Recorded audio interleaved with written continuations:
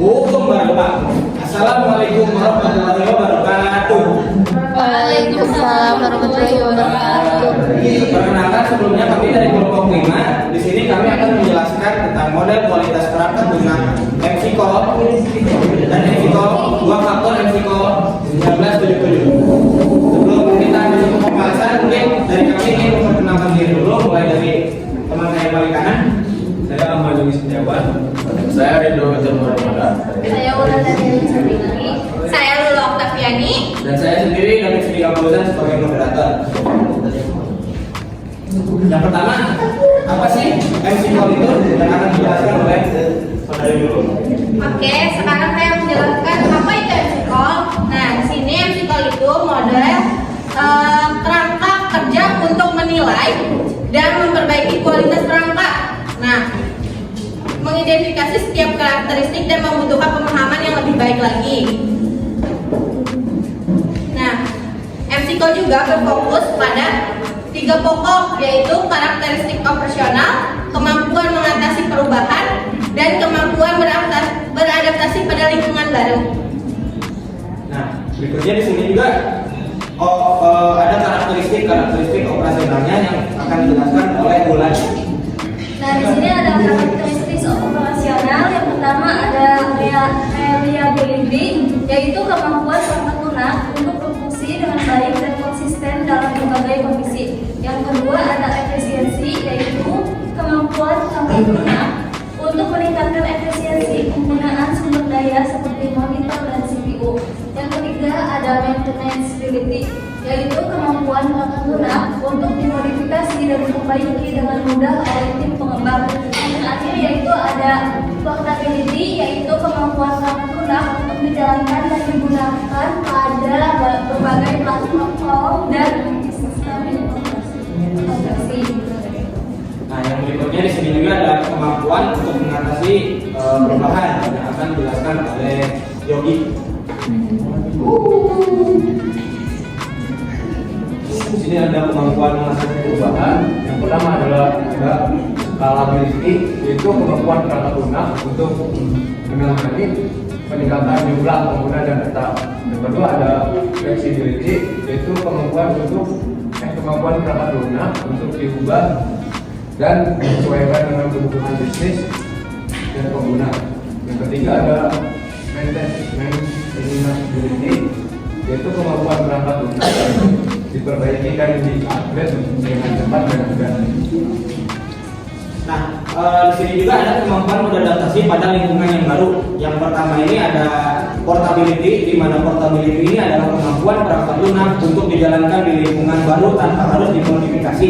Yang berikutnya reusability, di mana reusability ini adalah kemampuan perangkat lunak untuk digunakan kembali dalam lingkungan baru untuk mempercepat pembangunan aplikasi. Yang berikutnya ada compatibility, yaitu kemampuan perangkat lunak untuk bekerja secara mulus dengan perangkat lunak lain dan sistem yang ada. Berikutnya di sini ada faktor-faktor kualitas MCCO yang akan dijelaskan oleh Ridho. Jadi berikutnya itu ada faktor-faktor kualitas dari MCCO. Hewlett Packard telah membuat sejumlah faktor-faktor kualitas yang disingkat FURPS, yaitu functionality, usability, reliability, performance, precision, dan portability. Di mana atribut-atributnya itu untuk yang pertama ada functionality yang diperkirakan dengan mengevaluasi sejumlah fitur dan kemampuan program, fungsi-fungsi umum yang disediakan, dan keamanan terhadap keseluruhan sistem. Yang kedua ada usability yang diperkirakan dengan mempertimbangkan faktor manusia, keseluruhan logika, konsistensi, dan dokumentasi. Nah, yang ketiganya adalah reliability, di mana ini dievaluasi dengan mengukur frekuensi dan penanganan kesalahan, keakuratan hasil output, jangka waktu antar kesalahan, mean time between failure. Nah, berikutnya kemampuan untuk recover dari kesalahan dan kemampuan untuk prediksi program. Dan yang keempat ada performance, yaitu diukur dengan mengevaluasi kecepatan pemrosesan, waktu respon, konsumsi sumber daya, dan keluaran dan efisiensi. Berikutnya yang kelima ini akan dijelaskan oleh Ulen. Yang kelima yaitu ada scalability, yaitu kombinasi kemampuan untuk memperpanjang program, kemampuan adaptasi dan kemampuan layanan. Ketiga item ini mempresentasikan maintainability sebagai tambahan untuk kemampuan uji coba, kesesuaian kemampuan penyesuaian, kemampuan untuk mengorganisir dan mengatur elemen-elemen penyusunan software. Kemudian dengan apa sistem dapat diinstalasi dan kemudian dengan apa masalah-masalah dapat dilokasikan. Berikutnya ada implementasi model Epsico 1977 dalam kehidupan sehari-hari yang akan dijelaskan oleh Doni. Implementasi model Epsico 1977 dalam kehidupan sehari-hari. Yang pertama itu meningkatkan efisiensi perangkat lunak, persyaratan kualitas produk dengan mengikuti model Epsico. Perangkat lunak dapat dikembangkan dengan lebih efisien.